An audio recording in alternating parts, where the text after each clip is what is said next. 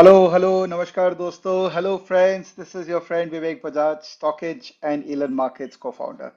Friends, this face-to-face is going to blow your mind. This is going to be very important face-to-face which I have recorded till date, particularly in the domain of investing and long-term wealth creation. In our life, we come across many people who inspire us. When we start, obviously, our parents are the primary source of inspiration. They guide us to do the things the right way. But then, throughout our journey, we come across many people in person or virtually in some form who are inspiring us to do a lot of things. I've been a perpetual learner in my life, and I've always sought inspiration and learning from various people. And this face to face is all about getting inspired and getting trained from the right people. One of the person I met through his book a couple of days ago has really blown me away. His book is amazing. As a person, he is amazing. And he is doing some incredible work in the domain of investing and wealth creation. I requested him to come on board and share his experience and knowledge with my learners. So here I am with a super energetic and awesome Gautam Baid. Hi, Gautam. Thank you for the kind introduction, Vivek. It is a pleasure being here. And let me congratulate you on doing a great service for the investing community in India through Elon Markets and the Stock Edge platform. Thank you, Gautam. It means a lot for me, words coming from you. And more than anything else, I mean, you have written such a lovely book and you have such a strong wisdom of market. So if you believe I'm doing good work, then I will take it as a compliment that yes, we are doing reasonable work in the market. So Gautam, you know the format of face to face. We talk about you first, and I'm very excited to know more about you because you are from Kolkata and you have reached there, which makes me so exciting. So we'll know more about you for a couple of, and then we'll go deep dive. I know you have made a lovely presentation for us, and it's going to be a very long discussion. So दोस्तों अगर आप हिंदी भाषी हैं और आपको अगर English समझने में दिक्कत होगी तो हम लोग स्लो जाएंगे तो आप कोशिश कीजिएगा समझने की because Gautam obviously has stayed in US for lot of time तो आपको ये अप्रिशिएट करना पड़ेगा कि गौतम इंग्लिश में ही ज़्यादा बोल पाएंगे but we will go slow और people who are watching us in English, if you feel and increase the speed of this video, YouTube has given facility तो इसको 1.25 आप कर सकते हैं so that you enjoy the whole learning process very well. So Gautam, here we are. Tell us about you. Very excited to know about you. Sure. I come from a Marwadi family in Calcutta. And as you very well know, Vivek, the Marwadi community in India have got business and entrepreneurship in our genes. So ever since my teenage years, I was very fascinated by the concept of business and entrepreneurship, especially by the fact that once a strong foundation is established for a business, the owners do not work for money. Rather, money works for them. I did my graduation in commerce with a specialization in accountancy. So pursuing higher studies in the field of finance seemed like a natural extension. So I did my MS in finance from ICFI University, Hyderabad, India. And I also did my MBA in finance from Nirma University, India. And later on, I also went on to obtain my CFA charter from the CFA Institute, US. After my MBA program got over, I got a campus placement with Citibank in their Mumbai office as an investment banking analyst, where I worked for 3 years. And after that, I joined Deutsche Bank as a senior analyst in their investment banking team, where I worked for almost 4 years at their Mumbai, London, and Hong Kong offices. As regards how did I get my start in the stock markets and investing, like most new investors, and as is typical of most investors in the market, I was pulled into the stock market out of sheer greed during the final euphoric phases of a bull market. In my case, it was the 2003 to 2007 bull market in India.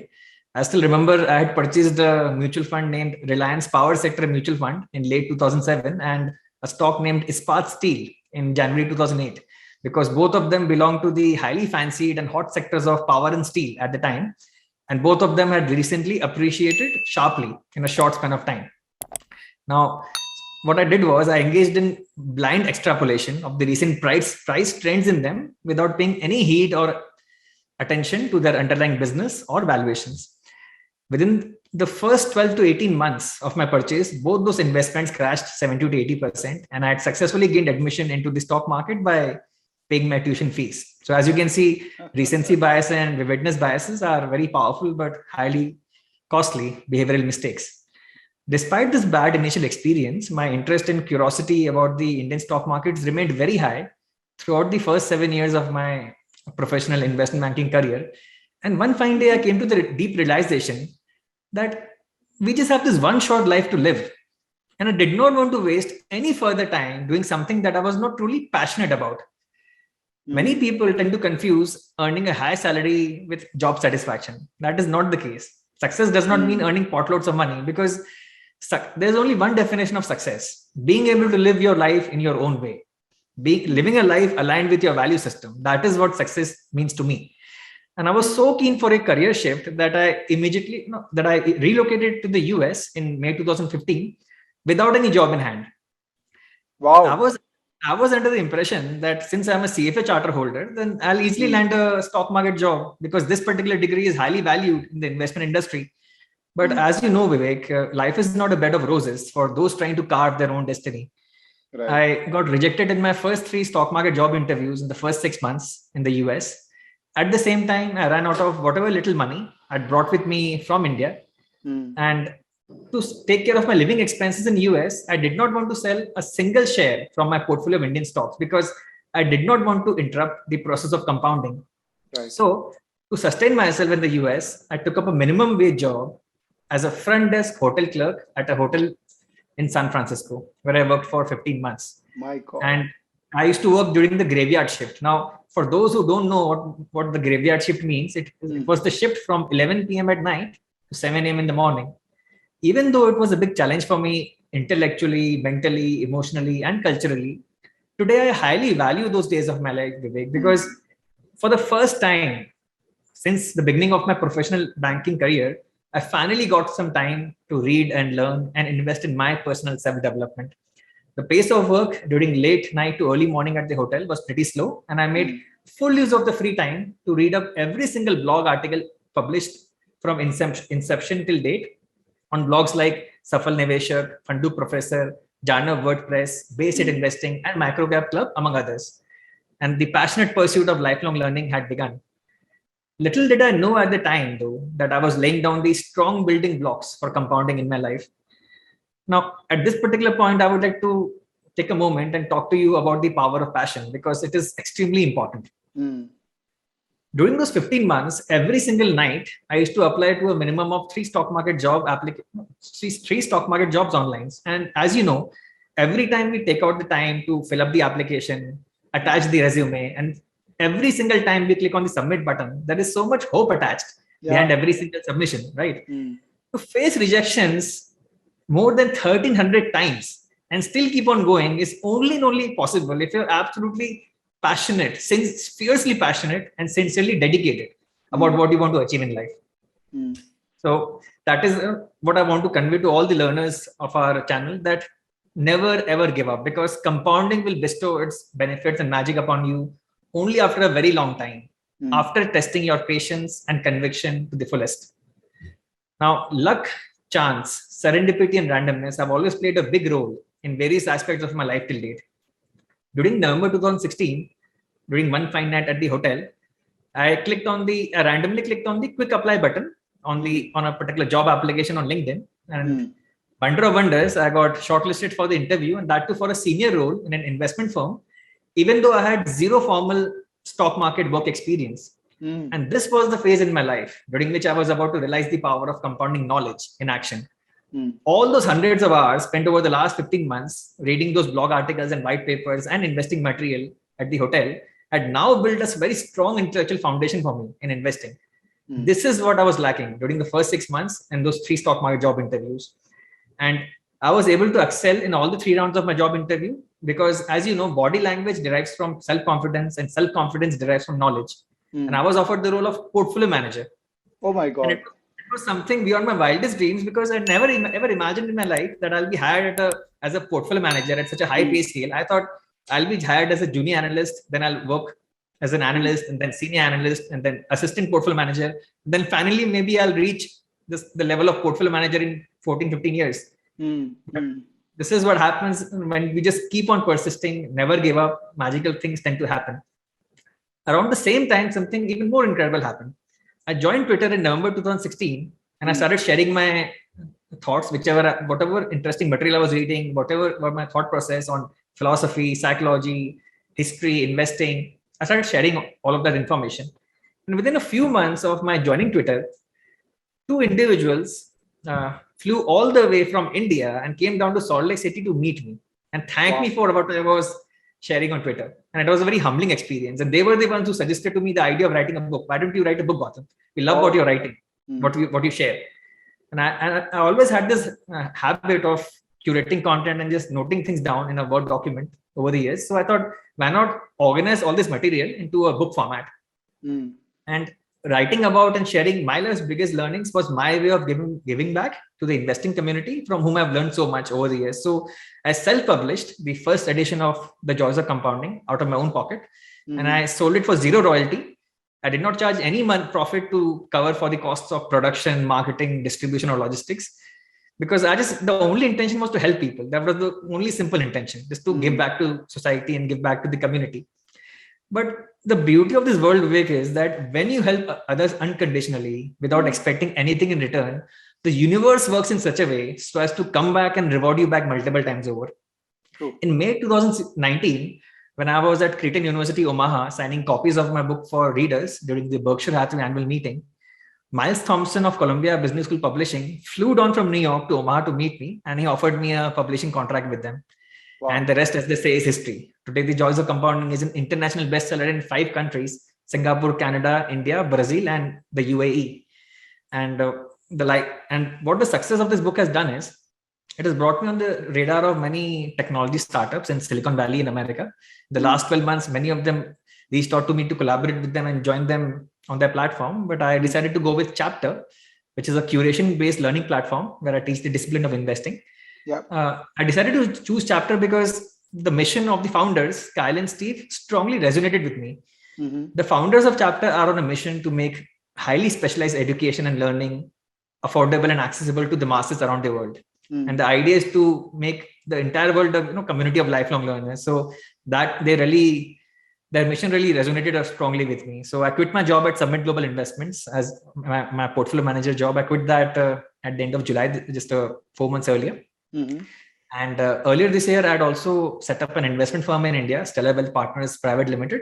We Mm-hmm. applied for a corporate research analyst license to SEBI, and recently we were approved. And we are launching our small case on 6th of December. So through the small case initiative, I aim to build generational wealth for many families in India over the next few decades. So this, in brief, is my background, Vivek. Awesome, awesome. I think you are not just a market person, you are a boy next door who should inspire the youngsters. And let me just tell one thing to my learners that I've read Joy of Compounding. I'm almost at the fag end of the book because I've used it as my life textbook. I have not just read it for the sake of reading. Every day I have a target of reading certain number of pages. And this book is not about only investing.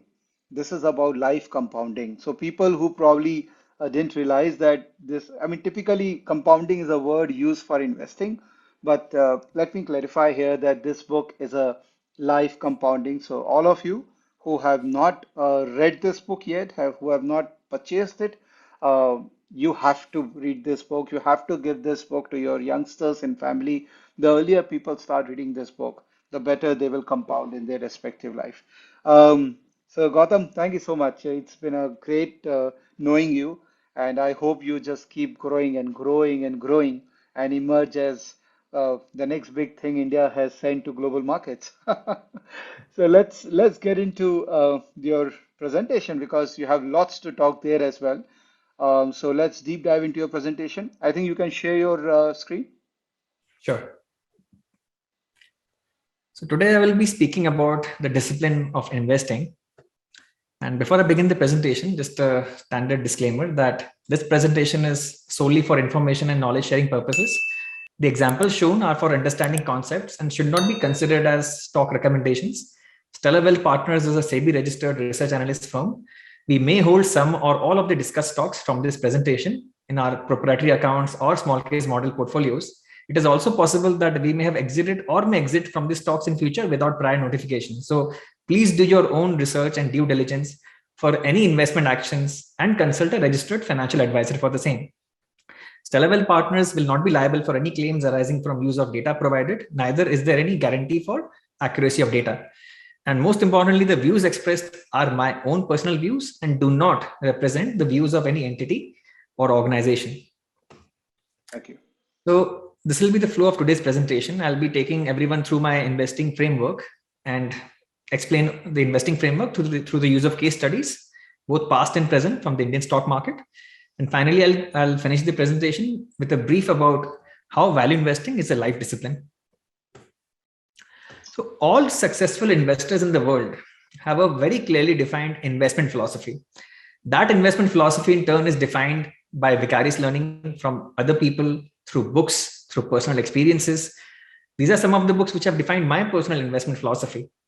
Terry Smith's Investing for Growth taught me how to invest in high quality growth businesses for the long term. Capital Returns, which was edited by Edward Chancellor, taught me the capital cycle theory and the use of it when investing in cyclicals and commodities. And Joel Greenblatt's classic on special situations, You Can Be a Stock Market Genius, taught me how to evaluate demergers and reverse mergers. We'll discuss all of this in the presentation today.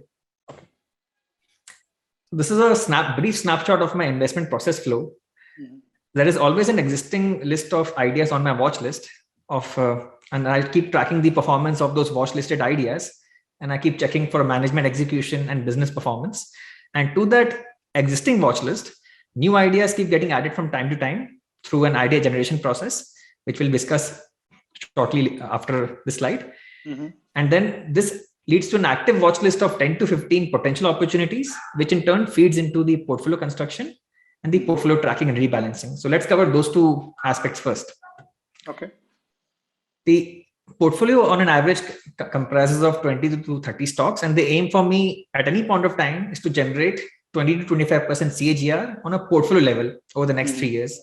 I follow a sector and market cap agnostic investing approach with a bias towards under-researched and well-run small to mid-cap companies. There is no hard cap on contribution to the portfolio from any one single idea or sector or market cap range, but I ensure that prudence is maintained at all times. The initial weighting per stock ranges from 3 to 5% at cost, and the occasional exceptional opportunities may get an allocation of 10% at cost. Okay. The decision to sell any single stock will solely be based on their business performance or their potential incremental IRR or the potential returns from the current price. And I keep a portion of my portfolio in cash if valuations of existing holdings or the watch list ideas become exorbitant. I track industry trends of my portfolio companies like changes in competitive landscape, any technology changes in government regulations, any supply chain disruptions. The quarterly results are evaluated against my own expectation and the performance is benchmarked against that of competitors. And a detailed diligence is carried out in case the investment performance is not as per the initial investment hypothesis. Okay. Any particular holding is exited only if the valuations become absolutely expensive or if there is a structural challenge to its business fundamentals. And all the portfolio companies are periodically ranked based on valuations, earnings performance, expected future stock returns, and the rebalance is done accordingly. Any fresh or follow-on investment in an idea is done only if it can deliver an attractive IRR of 20 to 25% over the next 3 years from the current price. Okay, just one small thing. Gautam, I'll keep on asking questions in the middle if you allow me to do that. Sure. Yeah, so when you say 10% at cost, that means every time you evaluate allocation in a stock, that will be always at a cost price, not at the current market price. When I initiate the position, yes, because that will determine the initial weighting, right? Okay, and suppose you are reviewing everything probably every quarter, then do you do mark to market or it is the percentage is always at a cost? So once the stock has been purchased, then the ratings are all evaluated based on the current market price. This when I say initial allocation at cost, it means that I'll give an example. Suppose I have a portfolio of 100, of which 90 is invested and 10 rupees is in cash.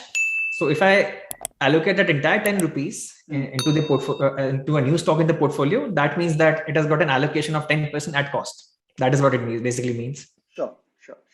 But once the Got it. initial allocation is done, once the initial purchase is done, then all the stocks are looked at based on current market value. The market value weights are considered after that, after the Sure. initial purchase is done. Sure. Got it.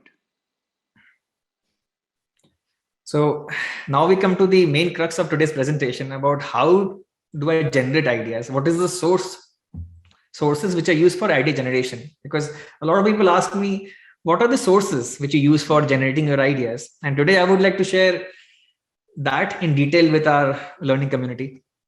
Awesome. So every day I diligently review all of the corporate announcements on the Bombay Stock Exchange. It is a painstaking exercise for many, but for me, it is like an intellectual treasure hunt wherein I may strike gold anytime. And I look at press releases, investor presentations, any M&A deal, joint venture or partnership agreements. Whenever I'm evaluating quarterly results of companies on Screener or any other database, I try to look out for breakout earnings. What does breakout earnings mean? It means sales have basically grown more than 50% year on year. Profits and earnings have grown more than 300-400% year on year. That is called an earnings breakout. And the stock market is very slow to adjust the stock price to the right intrinsic value immediately. So you get what is known as a post earnings announcement drift. Even if you buy these stocks the next day after their earnings report, the previous night, even if you buy them 5-10% higher, that is not the correct intrinsic value. The intrinsic value actually is much, much higher. But the stock market takes its own sweet time to revalue the stock to the right high level. So watch out for breakout earnings when you're evaluating quarterly results. I also go through con calls of all the existing holdings as well as the watchlist ideas on Trendline, Alpha Street, Research Bytes. And in case of certain micro caps, you can also get their conference call transcripts by going to the company website, investor relations section. I also check what are the global peers are saying. What is the commentary? What is their outlook? This is especially important in commodity industries and chemicals and cyclical businesses like chemicals, because many Indian promoters have a tendency to make very overly bullish statements. So it's very important to corroborate that with what the global peers are saying. Also try to read as many management interviews as possible of all the watchlist companies and the portfolio companies. This can come from various sources in business magazines or articles on the internet or business channels. I use screening tools like Tejori Finance and Screener, and in that I look for companies which are either undergoing a very big capex program or companies which have already completed a very big capex program. I also look for a list of stocks which are hitting 52-week high, all-time high, or a post-IPO new high. Now let me emphasize a bit on this last point about post-IPO new high. Many times in the Indian market, you'll notice that companies get a very big listing pop, and then they go into consolidation for 8-9 months or 10 months or more. And then they again break out after that long period of consolidation. And that breakout after that long period of consolidation generally coincides with some important corporate development in that company. So always be on the lookout for a post-IPO new high. And one more very important point I would like to share with all our learners here is that when you're evaluating price action, time frame matters. So immediately after a bear market crash, look for stocks which are hitting a 3-month or a 6-month high. In a mature bull market, which is in late cycle, look for stocks which are hitting multi-year highs. In a non-trending, range-bound or sideways market, look for stocks which are breaking out to 52-week highs. So time frame is very important when you're evaluating stocks hitting highs. Just keep that in mind. I also go through equity research reports. These are some of my favorite broker names whose equity research reports are pretty informative. Ambit, ICICI Securities, Spark Capital, India Infoline, Nirmal Bang, and Axis. I go through the annual reports diligently every year, and credit rating reports are also very, very important because they are a rich source of information. Now, on the credit rating reports, I would like to make an important point here that for many micro cap companies which have got loans outstanding or may have taken loans in the past, these credit rating reports are often the only third-party source of information available to you in the absence of conference calls and presentations. And you'll find such information in those credit rating reports of those macro cap companies, which you cannot find anywhere else. So pay attention to credit rating reports. DRHPs or draft red herring prospectus and QIP offering documents, both are a very rich source of information on any particular industry. As an example, if you want to learn about the music licensing industry in India, you can read the recent QIP offering document of Sargama Limited. So these two documents give you very rich source of information on a particular industry. I also read the investor letters by fund managers whom I admire for their investment philosophy. Some of them are Solidarity, Sage One, and Equirus. They publish very good investor letters. I also try to attend investing conclaves like Tamil Nadu Investor Association or India Investing Conclave, and webinars like those held by SOIC. A less talked about source for idea generation is the fund managers top 5 holdings from PMS Bazaar website. Now, the sign up is free, but very few people know about this particular source. You can actually log into this website and get the top 5 holdings and weights of fund managers whom you admire and respect in the stock market in India. So this is a very good source for idea generation.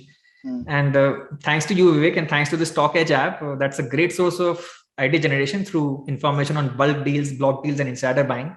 And I also look at the 52-week high volume list on a daily basis, because anytime a company, a stock experiences a 52-week high volume, something generally tends to be happening in that particular company. It can be on the upside or the downside, but something interesting is happening. So then I start looking up the news articles on that particular company. What has exactly happened in the last 1 month? I read magazines like Forbes India, Fortune India, Outlook Business, and I read newspapers. I read the digital edition of Economic Times. I also go through industry specific websites. Like, for example, for chemicals, you have got Chemical Weekly. For steel, you have got Steel Mint. For commodities, you have got Platts. So I have a list of industry specific websites, which I go through as well. And the next point is a very common one. We have daily discussions with our peers and colleagues in the Indian stock market. I also look out for views of the leading analysts of individual sectors. Social media platforms like WhatsApp, Twitter, Telegram channels are also a good source for sourcing ideas. And I also read online forums like Value Picker and Multiply. Now, I would like to ask our learning community one question. Just think and ask yourself, if you go through all these sources on a daily basis for the rest of your investing career, how can you not help but become successful? If you follow this particular list, you will be literally flooded with great ideas all the time. But you have to be unreasonable, like I write in my book. You have to be very demanding in your hurdle rate for incoming investments.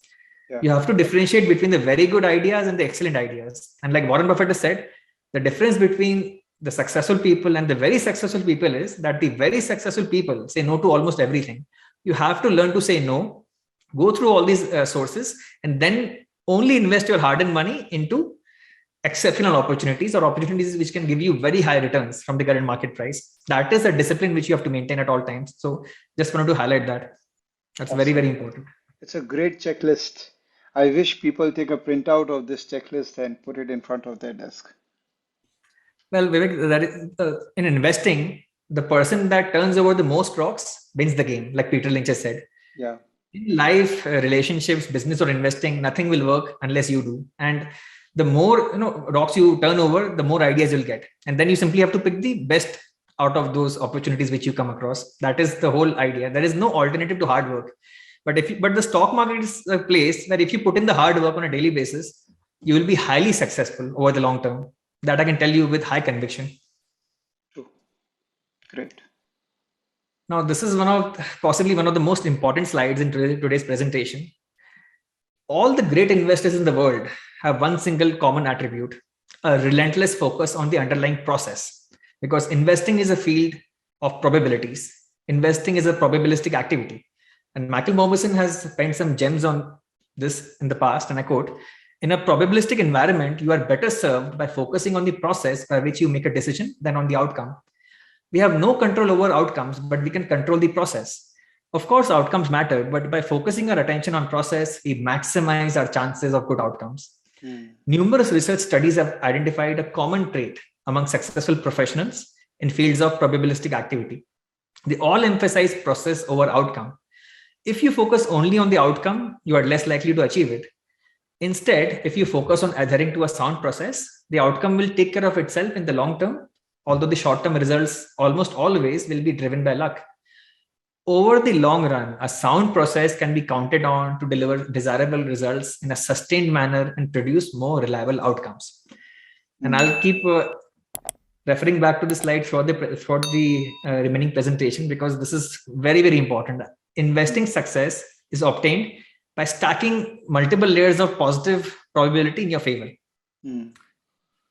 I follow a multi-pronged approach for idea generation. One of the approaches is tracking key company metrics and investing in leaders in niche sectors with low competition, healthy balance sheet, high return ratios, good revenue growth.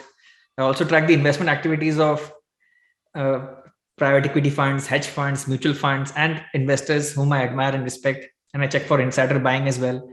I track industry developments like sectors undergoing supply side consolidation. Here, a good example is the Indian real estate industry, which has undergone a major supply side consolidation in the last decade. I look out for any favorable or adverse regulatory changes in any sector. And I also look for emerging sectoral adoption trends. Now, here a good example would be the music streaming industry.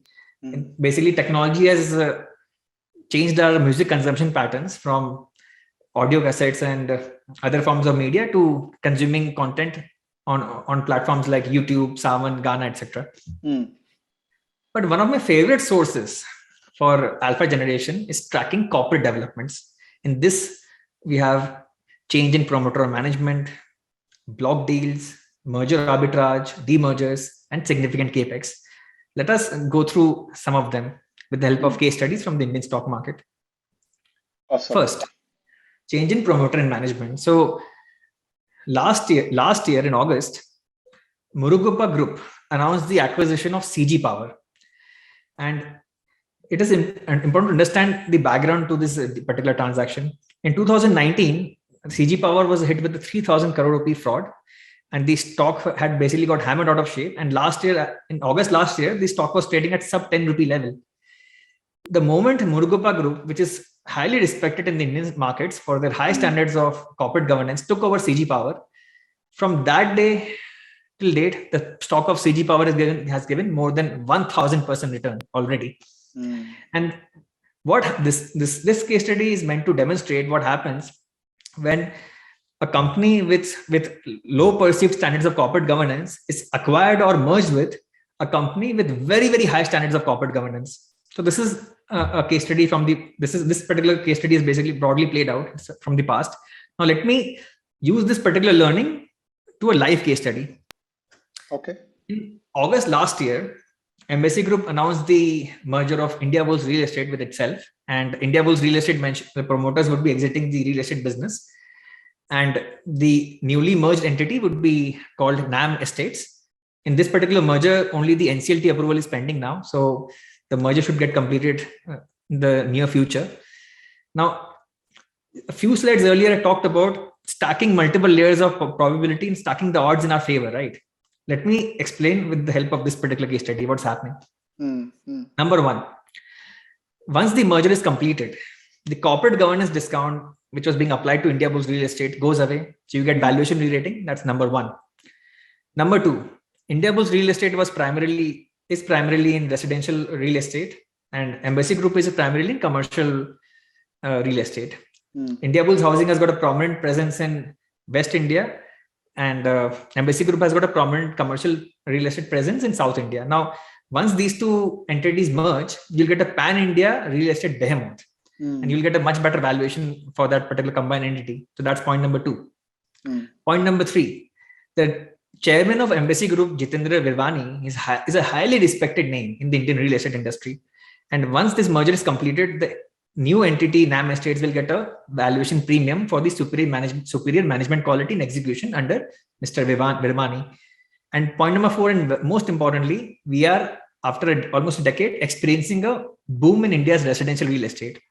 And over time, and generally commercial real estate follows with a lag.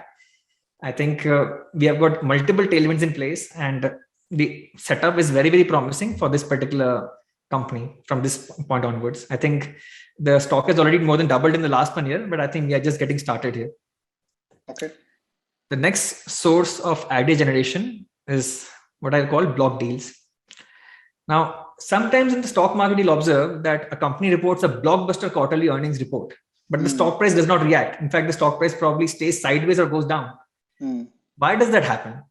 It happens because there may be an institutional shareholder or an institutional investor who is looking to exit.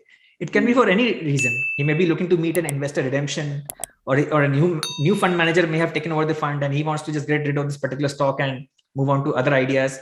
It can be a plethora of reasons, but as value investors, we only focus on the underlying business and the valuations, right? When on June 15th, it was notified to the exchanges that Templeton Strategic Emerging Markets Fund had sold 2.36 lakh shares of Global Spirits at 430 rupees per share on the NSE.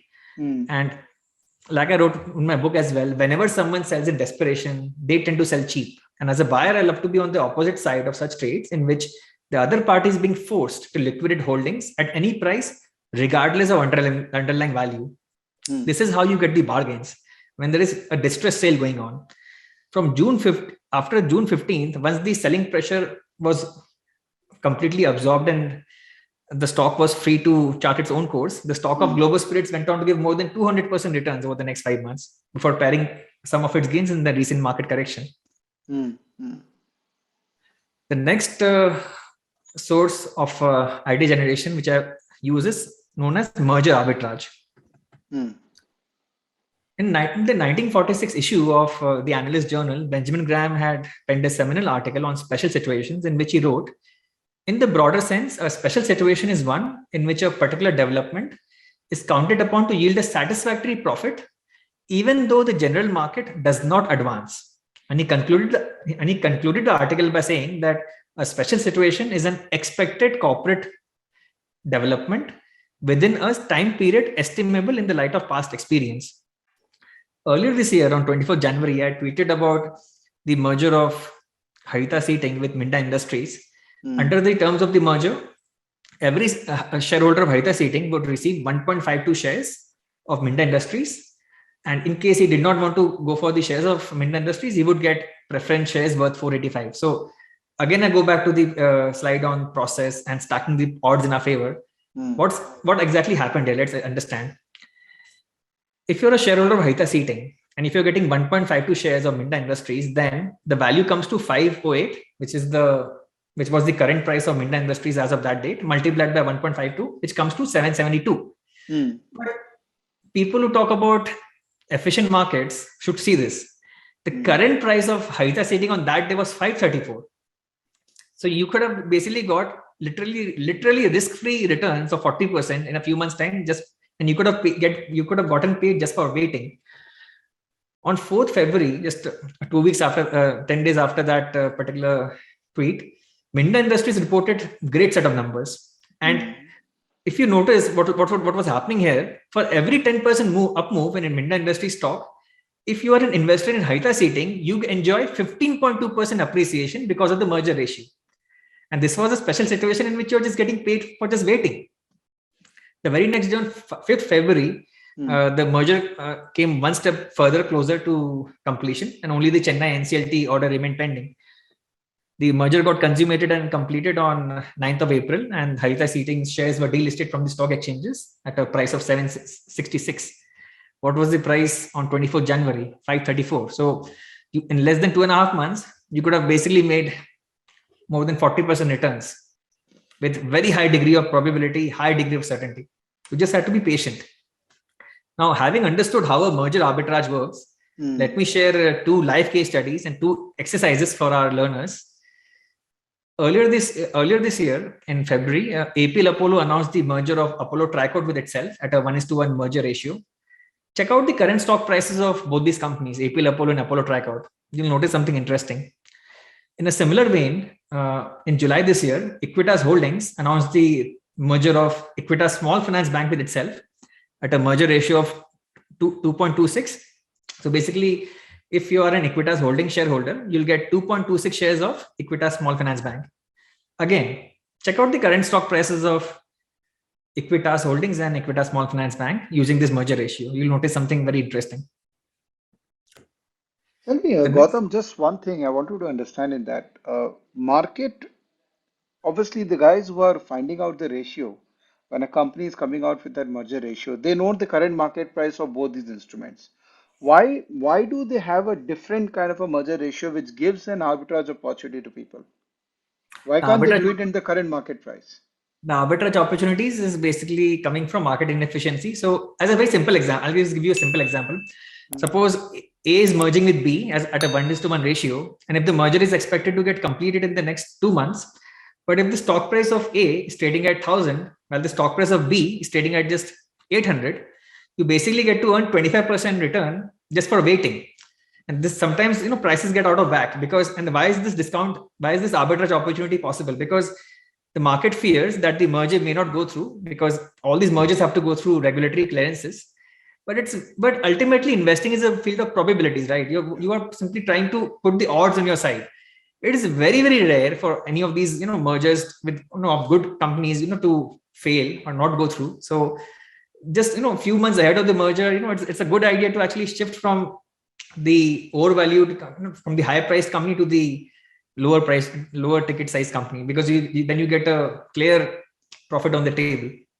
I gave two live examples right now. You can, once the all our audience goes through the stock prices, they'll notice an interesting discrepancy in the as based on the merger ratio. And this is how opportunities arise. Many people do not want, the market is full of so many people who are craving for instant gratification that they don't want to wait for even 2-3 months out. Yeah. And the bull market tends to spoil many people into thinking that 20% returns in 2 months is very, very below average returns.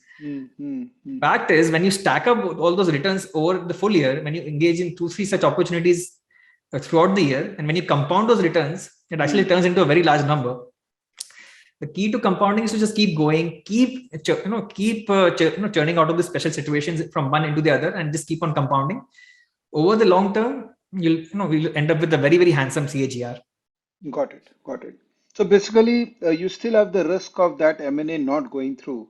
So how do one track, say I did buy the share and the M&A closure is probably 2-3 months down the line. So, so a person should track all the corporate announcements of that company religiously to track what is happening with that M&A, because company can come out and say that no, we have called off the M&A, and that will have an impact on the stock price, right? Yes, it will. It will. If the merger, for example, if the merger, like I'll give you a good example. In the Indiabulls real estate example I gave you, suppose the merger does not get NCLT approval. Most of the run up in Indiabulls real estate stock price over the last 1 year has been in anticipation of this merger happening, right? Right. If the merger fails now, then you'll again get the derating in the Indiabulls real estate stock, and it will again start falling down to very low levels. So that is always a risk. But if you set up a Google alert on those two companies, if you set up a BSE, if you go to bsealerts.in and set up a BSE alert for all the corporate announcements, if you're always on top of the developments, so you'll be able to take timely action in case of any adverse developments. So that's why investing is a full-time activity, right? Sure, got it. So technically, it's a time arbitrage which people Yes. will enjoy. Yeah, got it. The next source of idea generation is of companies which are completing a significant capex. Now, this is a snapshot of a company taken from Screener. This particular company provides a critical input to the aluminum industry. And if you carefully notice what has happened here, the gross block or the fixed assets of this company have doubled from March to September, more than doubled, right? And in the past, if you look at the return ratios of this company, this is actually a pretty well managed company. In the past, it has generated return ratios, ROCs of 33%, 28%, 29%. But in the financial year ending March 2021, they reported a small loss. So if you're just running a mechanical screener, looking for only profitable companies or companies with net profit more than zero, you will never be able to catch these kind of opportunities. Now, you may want, what you need to know in this case is do a deep dive and get to know why this company reported that loss. The reason for that was they basically shut down their existing plant to synchronize with their new plant, and the existing plant was shut for 6 months. So for 6 months, they incurred no revenue. They basically generated no revenue, and they incurred all the fixed cost. That is why they reported a net loss for the year. But now the new capacities has come on stream. Now the revenues and profits will start coming in from the new expanded capacity. And again, like I just said a short while earlier, the market is full of participants wanting instant gratification. They didn't want to wait for this company to start reporting numbers from the new capacity. They beat down the stock. The stock basically fell 50% from its 50-week high.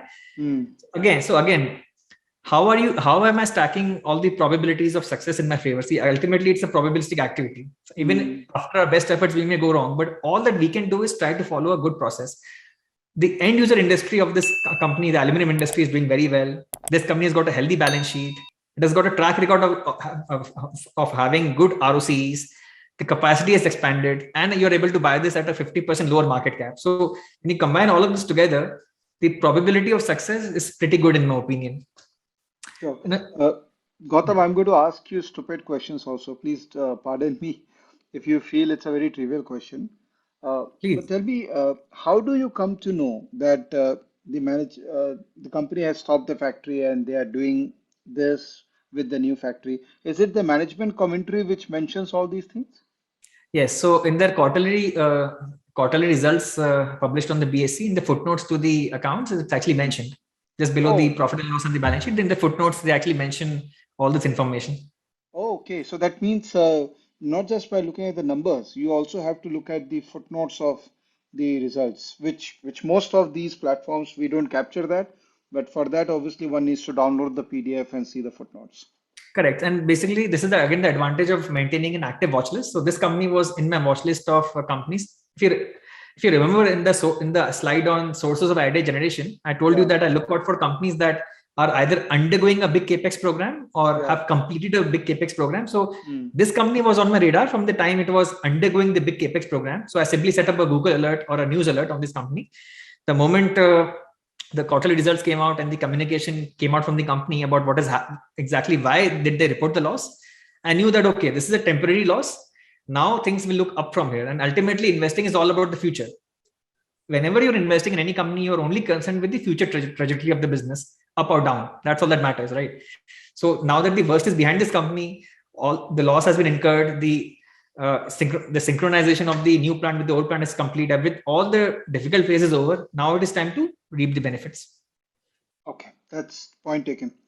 Gautam, one small thing I wanted to inform you that in Stockage you can create your own watch list, and all these corporate informations you can get filtered with respect to all these watch lists in that section itself. Very interesting feature. If I don't know whether you have seen it or not, but it could really help you in getting the filtered corporate information for your watch list stocks.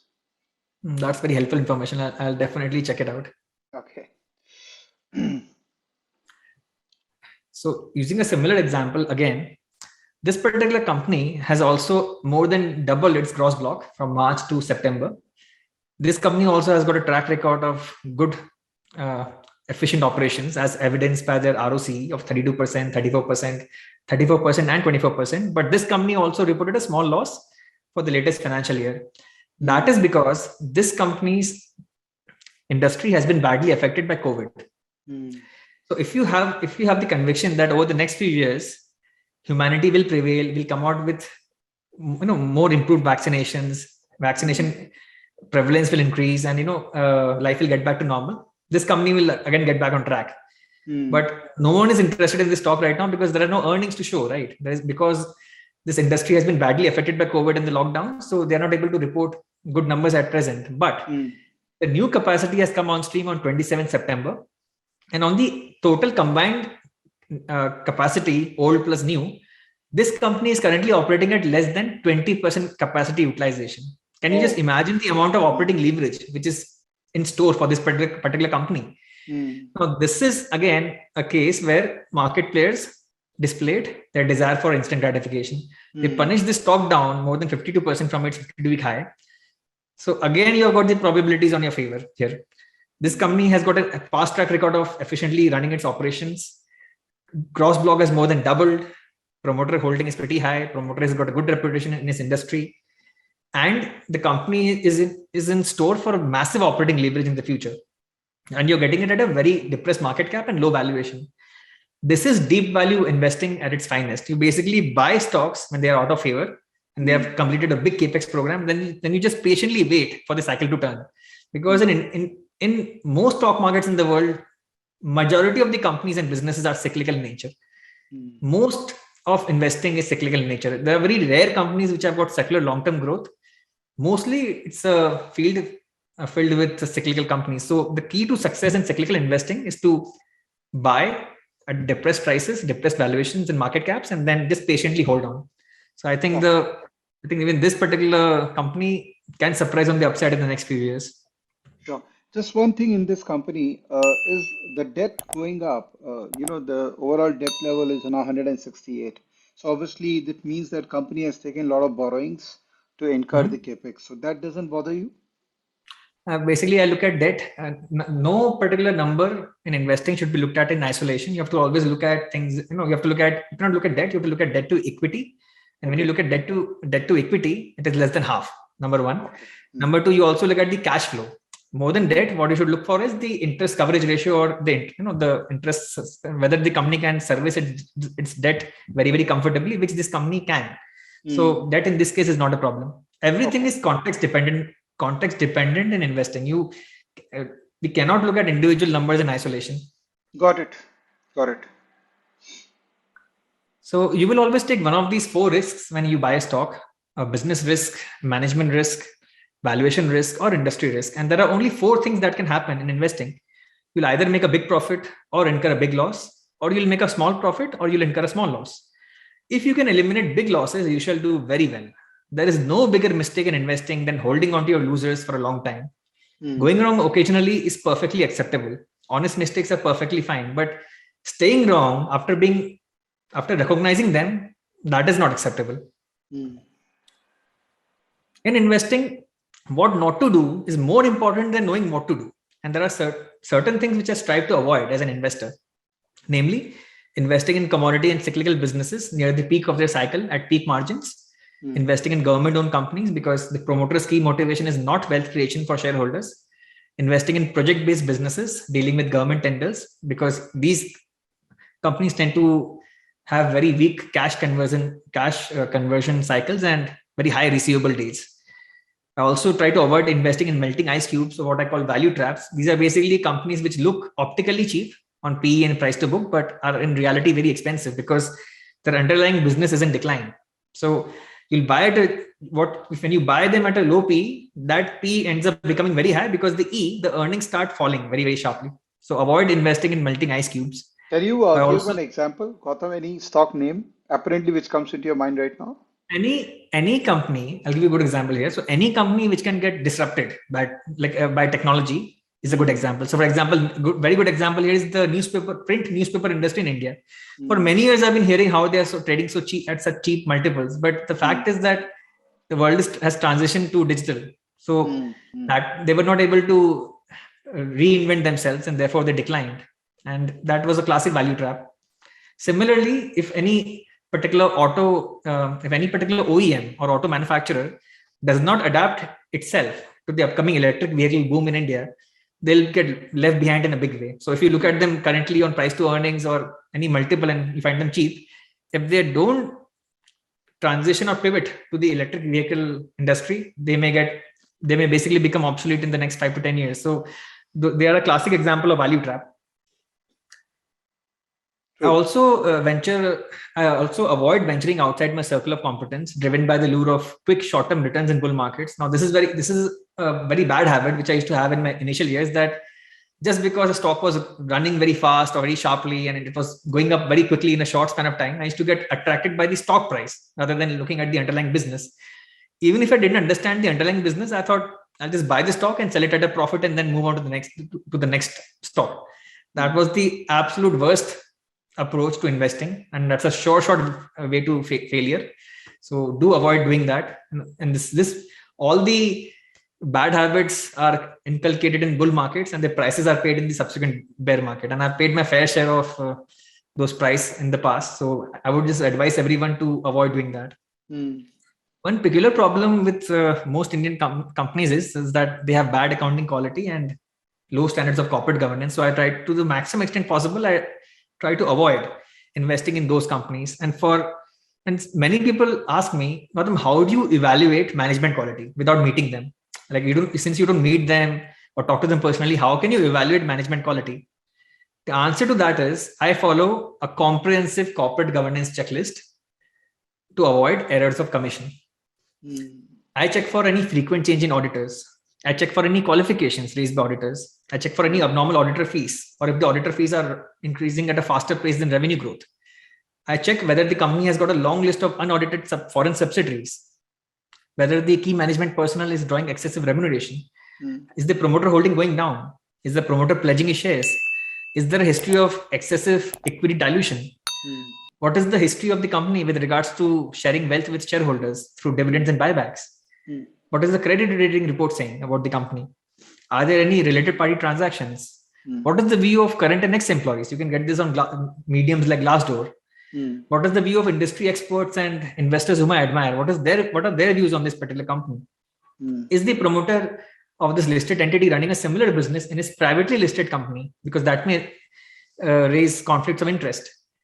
I try to evaluate accounting quality. This is very, very important. So within accounting quality, I check for any volatility in the depreciation rate, because the depreciation rate can be managed to manipulate earnings, right? So that is very important thing to check, whether the depreciation policy is stable or not. You should also always check whether expenses are being written off against the reserves and surpluses on the balance sheet instead of being routed through the profit and loss statement, because in such cases, the profits are inflated. So keep that in mind. Also check for revenue recognition policy. I prefer managements which are conservative, and some managements are very aggressive in their revenue recognition policy, and they tend to recognize revenues earlier. This is a very prevalent practice in bull markets by shady managements. Also check the working capital cycle, the working capital intensity of the business. Is there a deteriorating or worsening trend in terms of accounts receivable days? Because that may indicate that sales are not translating into cash in the hands of the company. Also check the trend and the level of inventory days. Now here, very important point. Certain businesses by their very nature and characteristic are required to stock a high number of SKUs or stock keeping units. In such businesses, it is very routine to have high inventory days. So you cannot just look at inventory days, a high inventory days number, and just brush aside the company. It is context dependent. But in almost every case, increasing accounts receivable or very high debtor days is almost inevitably adverse indication. So be very careful about that. I check for the historical cash flow from operations to profit after tax ratio, because this gives you a decent indication of how much of the earnings are being converted into cash. And in a commodity industry, if any one particular company has got 3 or 4 times the EBITDA margins of the peers in the same industry, that should make you sit up and take notice that there could be something wrong. If all the peers are having suppose 10% EBITDA margins, and this particular commodity company is having 30% EBITDA margins, how could that be possible? So you should do a deep dive into such situations. I also check for any excessive write-offs of assets in the past, and also check whether the company is capitalizing its operating expenses to smooth earnings. So a good example here is the pharmaceutical industry. R&D is a very common expense line item in the pharma industry, but certain companies capitalize their R&D to smooth their earnings. That's a bad practice. That is a red flag. So beyond the more conservative the management is in its accounting, the better off you will be in the long run. Also check for the health of the balance sheet and the trends in the debt to equity ratio. Check if the company has engaged in any statutory payments default in the past. Does the company have very high contingent liabilities? This is very, very important. You'll find this information in the annual report. And also check for off-balance sheet obligations. Sometimes a promoter of a listed entity may give a group guarantee for all his other listed companies through one particular listed company. So check if the company has got any off-balance sheet obligations as well. So if you follow this particular checklist, you will avoid most of the blow-ups in the market. Now, some people may ask, what is the need to do so much work?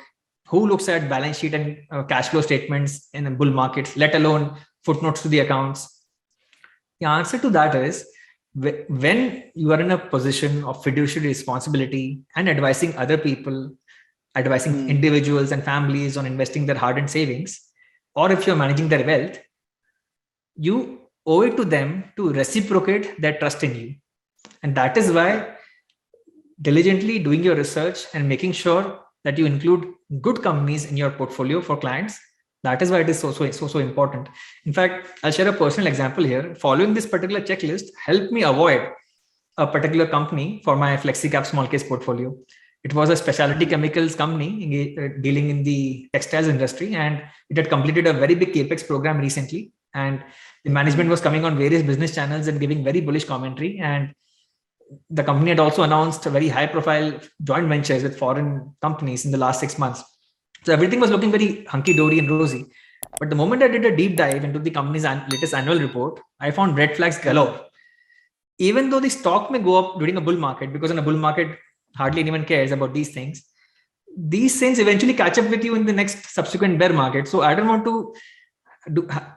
to have anything to do with such kind of companies at all. Having worked so hard for the last 15 years to achieve financial independence, and now transitioning to the public side and advising people on their investing activity, I really don't want to deal with any bad companies, because there are enough and sufficient number of good companies in the market to build long-term wealth. So why go near the edges in the greed of quicker returns in a bull market?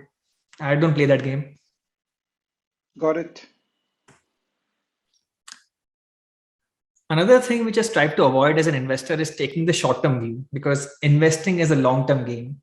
The more time you give it, the higher the odds of success. Traditionally, there have been three sources of advantage for the individual investor. The first one was the information edge, but with the widespread dissemination of information on the internet, the information edge is basically gone. The second source of edge has been the analytical edge, but with more and more smart people entering the investing field, the analytical edge has also got greatly compressed. But the most durable edge, in my view, which will always remain, is that of behavior and temperament. Shane Parrish of Farnham Street writes, and I quote, "People who arbitrage time will almost always outperform. The first order thought of instant gratification is a crowded path, ensuring mediocre results at best.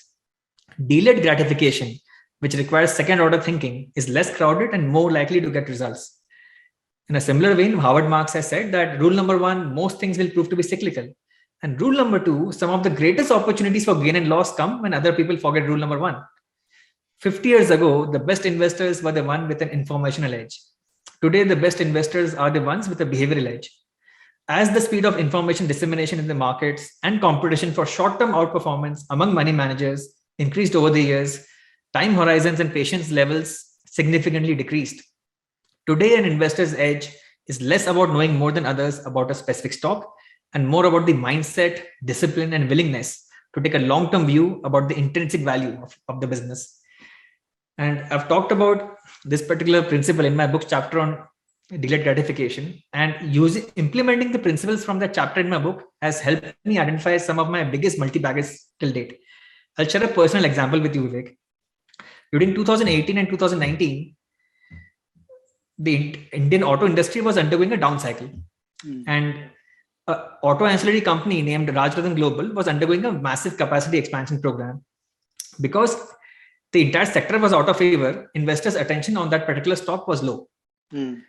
But as soon as the capacity expansion got over and earnings visibility for the company went up last year, post a recovery in the auto cycle, the stock of Rajratan Global went on to give more than 1,000% returns from that particular point, from last April. Why did this happen? It happened because of market participants' desire for instant gratification. And I've talked about the same in my book as well, and I quote, "Investors generally overlook businesses that are doing things that will create significant incremental earnings 1 to 2 years from now because they don't want to wait that far out. Investors often shun businesses that are investing for the future and currently are suffering from low initial margins in those new initiatives because capacity gets utilized only over time and the earnings growth is back-ended. Even if they execute well, they will see little reported earnings growth for the next 4 to 8 quarters and may even see a decline resulting from incremental depreciation and poor initial margins because of low capacity utilization. Even if they are expected to experience an exponential jump in earnings growth after that, the stock markets generally do not initially increase the market value of these businesses. They do re-rate them, however, around the time when the earnings growth is clearly visible. As investors, we get an edge over competition if we pick these companies and have the patience and conviction to hold them. Although these businesses are clearly undervalued on a longer term basis, it is psychologically challenging to invest in them and even more so to hold on to them. And these difficulties result in a lack of investors and the subsequent mispricing of these stocks because the price discovery is weak when investors' attention on these stocks is low. And this is value investing, deep value investing at its finest.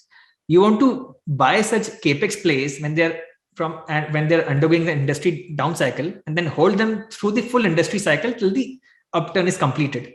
and then you exit in a timely manner to reap maximum capital appreciation. This is how you get the big multi-baggers, the life-changing multi-baggers in cyclical companies in the stock market.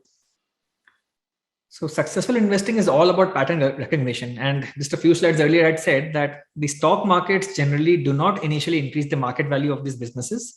They do re-rate them, however, around the time when the earnings growth is clearly visible. On 10th of January this year, I tweeted about a company called Ultramarine Pigments that their capacity expansion had gotten over. They were trading at a low valuation. So earnings growth and margin expansion should now lead to P re-rating. And the margin expansion would happen because the company had basically established the new capacity in the higher margin surfactants business. From 10 January till date, the stock of Ultramarine and Pigments has given more than 40% returns already. Now, I mentioned that successful investing is all about pattern recognition. In my book, I've devoted an entire chapter to pattern recognition, in which I've shared the various catalysts for re-rating through the use of management and market signals, and I'll share some of them with all our learners here. Along with the slow and gradual macro changes, investors also should be alert to tiny changes at the micro level. Be alert to tiny changes like the declaration of a maiden dividend, receipt of a large order or a landmark contract, appointment of a Big Four auditor, increased or first-time disclosures or discussion about business prospects and future plans in annual reports, presentations, or press releases, a chair or chief executive of a listed company sharing business commentary for the first time, a company holding an analyst or investor conference call for the first time, or after a long time, after many, many years, an upgrade of a company's debt instruments by rating agencies. Like I mentioned, always read credit reports, a certain increase in the market value of a company's bonds, because bonds are always much more sensitive than stocks to changes in the economic fortunes of a company, or notable improvements or deteriorations in the working capital cycle. Always monitor the direction of the quality of earnings. Such an elaborate and exhaustive exercise requires total dedication on part of the investor, but it is highly rewarding. How? Let's use one of the patterns from this slide. I mentioned that one should always monitor the direction of the quality of earnings, because investing is all about delta, or the rate of change. Warren Buffett has very aptly said that a business should be viewed as an unfolding movie, not as a still photograph. And in investing, one should always focus on delta, the rate of change in earnings growth and its underlying quality. This is a snapshot from the annual report of a chemical company in India.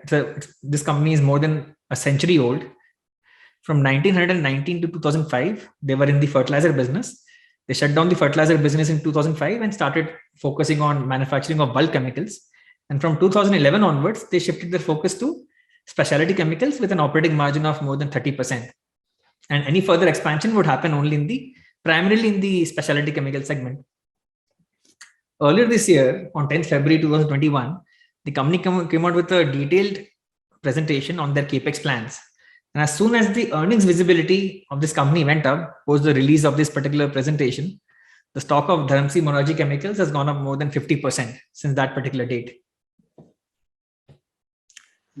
If there is one big thing that has benefited me immensely in my investing, trading, and wealth creation journey over the years, Vivek, it is this. Learning very attentively to and learning from peers, seniors, and juniors who are much more smarter and hardworking than me. One should always be very humble. The more you reach out to and associate with individuals, whether younger or older, who are better and smarter than you are, the more you will learn and the faster you will improve. It is better to be an average guy on a star team than a star on an average team. The former will be better for you in the long term. The latter is just an ego trip. The people closest to you play an outsized role in your level of success or failure. So choose wisely. You are, after all, the average of the 5 people you associate with the most in your life. The beauty of the markets today and in the digital era is that there are so many bright and hardworking investors and traders on Twitter, WhatsApp groups, and Telegram channels. And all I need to do is listen attentively to what they are sharing and then sincerely do the required study at my end. There has never been a better time to be a humble and grounded person. Ralph Waldo Emerson had said, "Every man I meet is my master in some point, and in that I learn of him." Learning and accepting help from others creates value far beyond our individual capabilities. So look at every interaction as an opportunity to learn from the people you meet. You will be amazed at how quickly you grow and how much better you become, both as a professional and, more important, as a human being. So we have to just keep learning from everyone. Let me explain the long-term virtues and how it helps us in our investing journey when we are humble and willing to learn from others. Last year, on 4th August 2020, I tweeted about watching a webinar by one of my junior colleagues, Soumya Malani, and I had noted down a key lesson from the Solara Active Pharmaceuticals demerger case study, which he had discussed in it. And on 4th August last year, I applied that same learning to Aarti Surfactants, which was a recently demerged listed entity, when it experienced heavy trading volume after a series of lower circuits recently. And from that day of 4th August 2020, the stock of Aarti Surfactants went on to give more than 700% returns before pairing some of those gains in the recent market correction. Having learned how to evaluate demergers from my colleague, I used that same learning earlier this year on 29th March when I identified Jubilant Ingravia. And since 29th March 2021, the stock of Jubilant Ingravia went up more than 200% before again paring back some of the gains in the recent market correction. Now, here I would like to share some useful information on demergers with our audience. There can be different kinds of demerger, but the big money in demergers is made in two specific cases. One is a market cap demerger, and the second one is a sectoral demerger. Let's talk about a market cap demerger first. Aarti Surfactants, when it got demerged from its parent company Aarti Industries, had fallen down to 300-400 crores market cap. And when Aarti Surfactants got demerged and listed as a new entity, it had residual institutional shareholding. So Aarti Industries, the parent company, had institutional shareholding. So when those institutions, big institutional shareholders, received shares of Aarti Surfactants, this tiny macro cap, they were not interested. So they just dumped the shares on the open market and tried to get whatever price they could. The stock of Aarti Surfactants fell almost 50% from its post-demerger listing price because the institutions were in a hurry to just dispose of this tiny macro cap, which they had got as a result of holding Aarti Industries pre-demerger. So this is an example of a market cap demerger. This is how you get forced selling and bargain opportunities in market cap demergers. The second example is that of a sectoral demerger. So Jubilant Ingravia and Jubilant Pharmanova both got demerged from Jubilant Life Sciences. And Jubilant Life Sciences was primarily held by pharmaceutical mutual funds and pharma funds.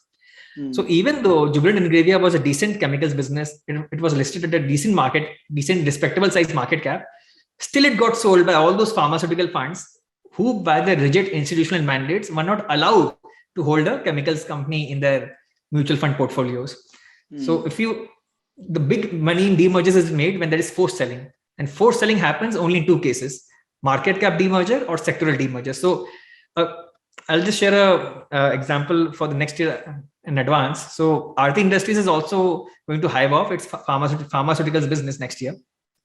And in that situation, you may again get a sectoral demerger because Aarti Industries is held by a lot of chemicals mutual funds, chemical themed mutual funds. Next year, when those institutional investors will receive the demerged shares of the pharma business from Aarti Industries, they will not be able to hold on to that particular stock. They will have to compulsorily dump it and sell it at any price they get because they are not allowed to hold a pharma share. If you are a chemicals fund, then you cannot hold a pharmaceutical company, right, in your portfolio. So again, a similar situation, a sectoral demerger may play out next year in the case of the Aarti Pharmaceuticals demerger from Aarti Industries. Sure. Gautam, one question for this. Let's go back to the previous slide. Yeah. Tell me, anyone who would have played this story would be a demerger story, right? So people would have bought it. But then obviously price has corrected. I think maybe because it could be a price-based correction, it could be time-based correction also, that it has to correct. Someone who is holding the stock from a demerger perspective, when would that person sell this stock? Good question. So there are two ways to exit these demerger stories. Number one, so first, if the company is a secular growth company, then you can ignore the temporary price corrections. You can just hold on for the long term. Okay. But if it's a cyclical business, which had got beaten down to ridiculously low valuations, and if it is simply experiencing mean reversion and coming back to fair value, in those cases, you can make use of what I call techno-funder principles. You can in my book, I've talked about, you can use a moving average of your liking to protect and conserve your profits, like a 21-day moving average or a 50-day moving average or a 200-day moving average. So those are multiple exit criteria which you can use you can put in place in case of demergers involving cyclical companies. Sure. But in certain cases, you may get a very high quality, long term structural growth story. In those cases, you don't have to worry too much about technicals. You can just hold on for the long term and create wealth. But many times in demergers, you'll see that I'll give you a good example. Next year, the stock of Aarti Pharmaceuticals will get demerged from Aarti Industries, and Aarti Pharmaceuticals has got a very good US FDA track record. They have got a very big capacity expansion program in place. They have got a good track record of revenue growth in the past. That's more of a structural long-term story. So in that case, even after the demerger, even if you buy it at a depressed price, you make your mean reversion returns. You don't have to sell it immediately if it undergoes a price correction for the short term. So when you exit depends when and if you need to exit depends on the underlying business. Sure. Jubilant Ingrevia was a cyclical business. Similarly, Aarti Surfactants was a mediocre quality business, but it just had gotten beaten down to a ridiculous price. So that's why you were able to make the big gains. But in case of cyclical companies, you should have a clearly defined exit criteria in place and follow. See, any system that you're able to stick to for the long period of time, that is the system you should basically just stick with. Just don't keep changing your systems and processes during every phase of the market in every kind of situation. Have a clearly defined exit criteria, entry criteria, and portfolio management system in place, and then follow it diligently. And over time, you evolve, adapt, and learn more as an investor. But at all points of time, do have some clearly defined criteria for your entry, holding, and exits in place. Sure. Point taken. So earlier in the presentation, I talked about promoter and management change as a special situation. Right now, I talked about a demerger as a special situation. But the ultimate kind of special situation is one involving demerger plus promoter change. So in September, just a few months earlier, Advent, the private equity giant, announced the acquisition of the Eureka Forbes business from Forbes and Company, whereby the Eureka Forbes business of water purifiers and vacuum cleaners would get demerged from Forbes and Company, and Advent would become the majority owner of that new business, Eureka Forbes.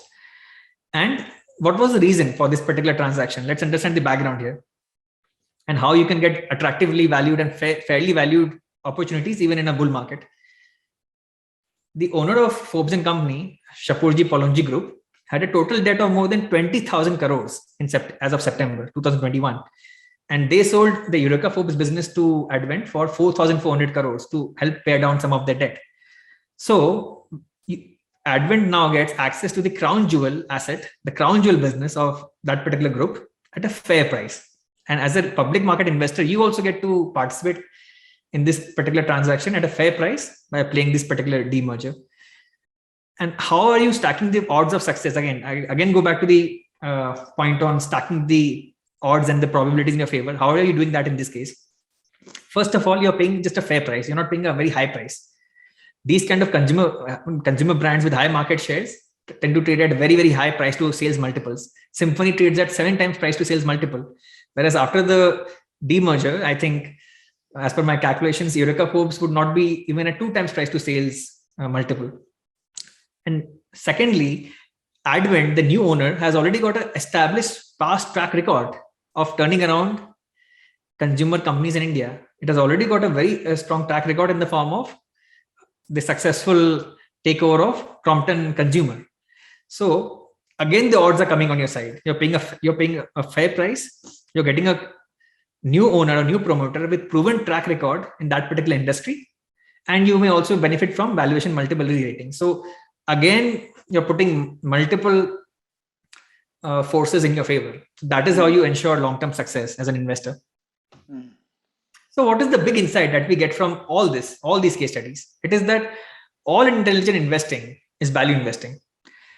And if I had not self-educated myself on different areas of value in the market, like demergers, merger arbitrage, cyclical commodities, high quality secular growth, and instead restricted myself to only one way of investing, then I would have never been able to participate in broad-based bull market.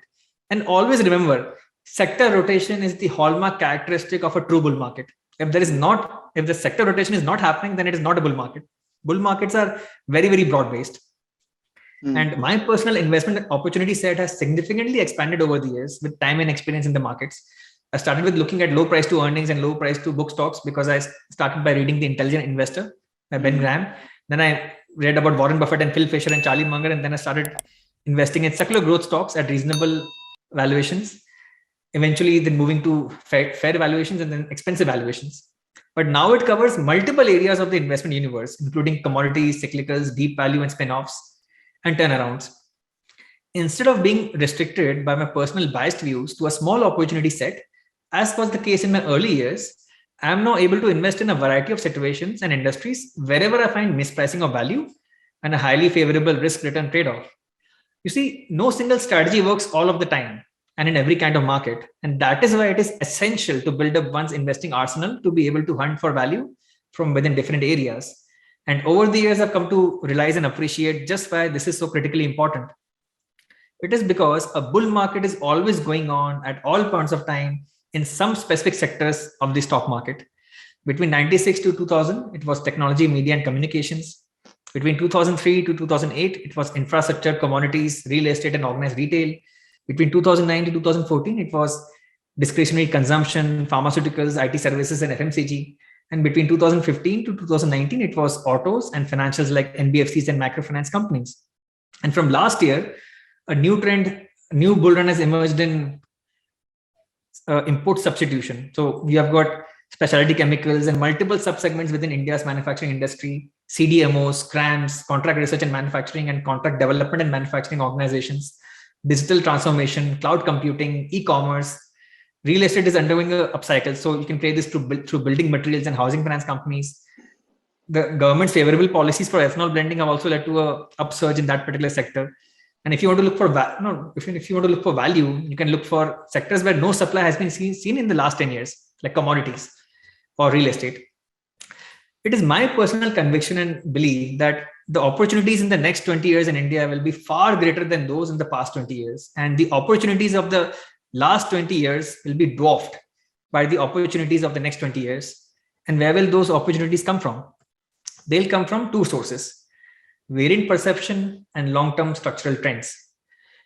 Variant perception refers to situations in which you get an ROC expansion plus earnings growth plus valuation multiple re-rating, and you end up with multi-baggers. And variant perception comes from having a differentiated view on the short to medium-term trajectory of the business. There are multiple triggers for variant perception, starting with product mix change in higher margin products, which can lead to margin expansion and higher ROC. It can come from a big capex program which has recently got completed. It can come from operating leverage through the newly installed capex. It can come from an industry cycle shift, like we saw in the real estate cycle since last year. The industry cycle has shifted to the upside. Variant perception can also come from a favorable regulatory change. It can come from deleveraging of the balance sheet and debt reduction, because as debt goes down, interest costs go down and net profit goes up, market cap goes up. It can also come from improvement in asset turns. You can get this information on the expected asset turnover on the new capacity in conference calls. And ROC expansion comes from two sources, right? Improvement in margins or improvement in asset turnover. Between the two, I prefer improvement in asset turnover because high margins tend to attract competition. Variant perception can also come from corporate actions like demergers, reverse mergers, promoter or management change. It can also come from divestiture of a loss-making business. So it's very simple. If a listed company sells off a loss-making business, then the company's net profit after that divestiture goes up. And if the net profit goes up, the market cap also goes up. Similarly, many companies have or suffer from what is known as a conglomerate discount. They basically are a collection of multiple businesses, and they have one single core business, and then they have a few other non-core businesses. So the moment they divest the non-core business, the perception of the market for that company improves and the company gets a valuation re-rating. So this was all about variant perception. Long-term structural trends are found in industries having a very favorable structure. They are either organized in the form of monopolies or oligopolies, and they are generally experiencing some form of an industry tailwind. They have consistency in predictability of cash flows. They have a long runway for growth. So you have high visibility for many years ahead. They are characterized by value migration, for example, from unorganized to organized or public to private. And some of the structural growth plays are CDMOs, CRAMS, contract manufacturing, specialty chemicals with critical application, animal healthcare, fintech, music streaming, e-commerce, digital transformation, and cloud computing. Stellar Wealth FlexiCap Small Case is based on varied perception, and Stellar Wealth Mega Trends is based on long-term structural trends. Both are benchmark agnostic portfolios of 25 to 30 stocks with no rigid market cap constraints. And in case anyone is wanting to know the rationale for having 25 to 30 names in both these portfolios, it is because of this. 25 to 30 names is the optimal number of holdings to maximize the risk return trade-off. As per a study published in the international bestseller, A Random Walk Down Wall Street by Burton Malkiel, as the number of stocks in a portfolio reaches 25 to 30 names, the incremental volatility reducing benefits of diversification reach near zero. So this is the sweet spot for an active investor seeking to outperform the market. At 25 to 30 names, you have captured almost all the benefits of diversification, yet the number of companies you need to know thoroughly is still manageable. I would like to conclude my talk today with a brief about how value investing, in my opinion, resembles and is actually a life discipline. Investing, Vivek, is a field of competitive learning, and to succeed in this particular profession, you have to outlearn the rest. That is how you'll get ahead in this investing profession. In August 2016, Michael Mauboussin authored a brilliant paper titled 30 Years Reflections on the 10 Attributes of Great Investors. And in one of my past interviews published on the Stock and Ladder blog, I had talked about those 10 attributes and also suggested a list of the best books on each of those 10 attributes. So I'll just share those 10 attributes for the benefit of our learning community. Numeracy, understanding value, properly assessing strategy, comparing effectively, probabilistic thinking, updating our views effectively, beware of behavioral biases, know the difference between information and influence, position sizing, and reading. And I'd also added 3 more important attributes to Michael Maubussin's list: extreme levels of patience, coupled with the ability to act decisively when the no-brainer opportunities present themselves, multidisciplinary thinking, and inversion. In investing, all knowledge is cumulative. Nothing goes to waste. The hard work which you're putting in today will pay off in the form of good luck in future. But you have to have faith and just keep learning all the time. Benjamin Franklin very beautifully said that an investment in knowledge pays the best interest. In a similar way, Warren Buffett has also said, the more you learn, the more you'll earn. The best investment you can make is an investment in yourself. The value investing discipline has certain finite aspects that we come to realize and appreciate only with the passage of time and with experience. With the passage of time, we learn to recognize that value investing is not merely about stocks and business fundamentals. It is a life discipline. And I've talked about the same in my books section on overrated and underrated behaviors, and I'll share a few of them with you. Knowledge is overrated. Wisdom is underrated. Intellect is overrated. Temperament is underrated. Outcome is overrated. Process is underrated. Forecasting is overrated. Preparation is underrated. Confidence is overrated. Humility is underrated. Conviction is overrated. Pragmatism is underrated. Complexity is overrated. Simplicity is underrated. Analytical ability is overrated. Personal behavior is underrated. Having a high income level is overrated. Inculcating a disciplined saving habit is underrated. Competition with peers is overrated. Helping them is underrated. Large personal net worth is overrated. Good karma is underrated. Talent is overrated. Resilience is underrated. Being the best investor is overrated. Being the most authentic version of yourself is underrated. I'll end with 2 key messages from my book: that the goals of investment should be happiness, joy, growth, intellectual satisfaction, and eventually peace and serenity. Wealth and financial prosperity are natural byproducts of lifelong learning. And many people achieve success, but to sustain the same and potentially build on it over an entire lifetime requires humility, gratitude, and a constant learning mindset. For any feedback or queries, feel free to connect with me on stellarwealthpartners.com.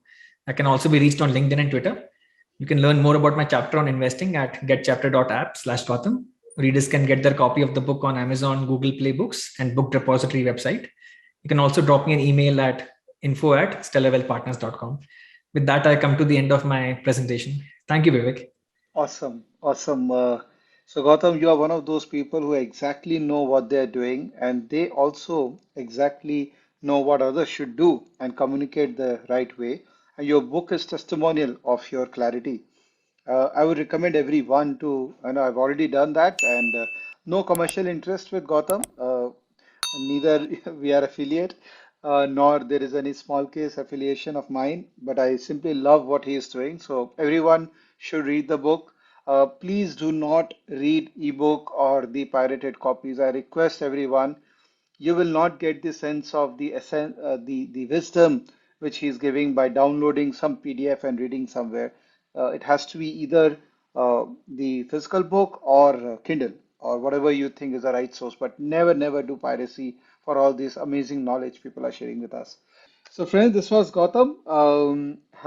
Feel free to connect with him. He's very approachable person. You see, I approached him and he readily accepted this. So he's there on multiple forums. Twitter, I find him to be very active. So if you have any follow-on query, feel free to connect with him. But by the way, if you read that book, a lot of queries will get anyways answered. So first read the book, and if you feel anything left, then you can connect with Gautam over his email or his Twitter handle. Just small thing, Gautam, I would request we may see a lot of people asking follow-on questions in this YouTube video below as a comment. So if you can pick some of them and reply to their comments, I know you will have a very busy schedule, but if you can pick some of them and reply, that will add value. Or later we can do some kind of a free Q&A session for our learners where they can ask the questions and I can host that as ELM live and we can answer those pending questions if they have any. Yeah, that sounds pretty good, Vivek. Sure. Great, great, fantastic. So thank you so much, Gautam, and thank you, friends, for watching this video till the end. As Gautam said, that good karma is underrated, and if you really want that rating to go up, you share this video. The more you share, that means the more you care, and you get more karma for yourself. Thank you. Bye bye. Take care.